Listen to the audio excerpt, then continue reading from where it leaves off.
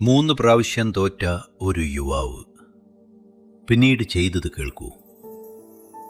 അവൻ ജീവിതത്തിൽ 3 പ്രാവശ്യം പരീക്ഷയിൽ തോറ്റു. കുടുംബം നിരാശപ്പെട്ടു, സുഹൃത്തുക്കൾ പരിഹസിച്ചു. അവൻ സ്വയം തന്നെ സംശയിച്ചു. എനിക്ക് കഴിയില്ല, അവൻ പലപ്പോഴും പറഞ്ഞു. ഒരു ദിവസം അവനെല്ലാം ഉപേക്ഷിക്കാൻ തീരുമാനിച്ചു. അപ്പോൾ അവൻ വഴിയിൽ ഒരു സന്യാസിയെ കണ്ടു. സന്യാസി ചോദിച്ചു, എന്തുകൊണ്ട് വിഷമം? യുവാവ് പറഞ്ഞു, എന്ത് ചെയ്താലും ഞാൻ തോൽക്കുന്നു. സന്യാസി ഒരു കല്ലെടുത്തു, അതിനെ വെള്ളത്തിലിട്ടു. ഇത് മുങ്ങി, പക്ഷേ ഒരു തോണി മുങ്ങുന്നില്ല.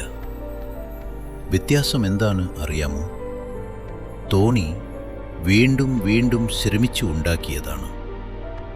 നീ തോറ്റത് അവസാനമല്ല, അത് നിന്നെ ശക്തനാക്കാനുള്ള പരിശീലനമാണ്. ആ വാക്കുകൾ അവൻ്റെ മനസ്സിൽ പതിഞ്ഞു.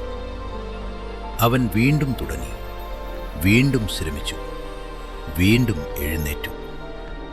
ഒടുവിൽ അവൻ ജയിച്ചു. ഓർക്കൂ, 3 പ്രാവശ്യം തോറ്റവനല്ല തോറ്റത്, ശ്രമം നിർത്തിയവനാണ് യഥാർത്ഥത്തിൽ തോറ്റത്.